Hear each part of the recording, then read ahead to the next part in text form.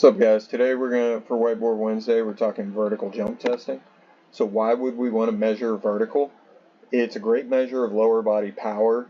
It's really going to indicate if we're improving in athleticism. I say that because not only when your vertical normally improves, your flying 10, your 10-yard acceleration, or your 40 yards going to improve. So it's normally a good indicator if we're improving performance on that side. It can also tell us if an athlete's recovering if we're testing it consistently, and it can indicate where we need improvement, if we need it on the stretch shortening cycle or if we need it on the power end. So when we're looking at a counter movement jump pictured here, I like doing it with my athletes where they're actually throwing the arms down because there is some coordination involved in it. There should be a 10 to 15% better than non-counter movement jump when they're doing it. If it's more than that range, we need to work on the force end of the spectrum, so we need to work more towards strengthening the athlete. The stretch shortening cycle is involved in this, and what the stretch shortening cycle is, it's where the body is using elastic energy and reflexes to produce more powerful movement after a rapid stretch.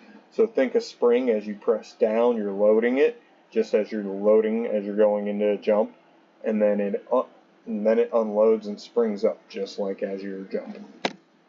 Now when we look at a non-counter movement jump, it's hands on the hips, pause at the bottom for 5 seconds, take away that stretch shortening cycle, then jump. So it's measuring concentric power for us. It's also letting us know, are we improving on the force end of the spectrum when we're going through our performance side. The main thing is, if it's increasing, we're improving that force end, which is a better indicator of what we need for sport than just our numbers going up in the weight room. And then when we go to the other end of the spectrum I like to look at personally is, are they improving in a step-in jump or an approach jump? Like here where he's going through a volleyball style approach to the net, do a jump closer to the sport they play, because that's going to tell us, are they actually getting better towards the sport on the end that we can actually help improve. Now for readiness testing, when we're measuring these verticals, if they're recovered, it's normally 95% of their max. If there's signs of fatigue, 94 to 90%, that's where we need to kind of pay more attention to them, as in their training we might have to make some adjustments.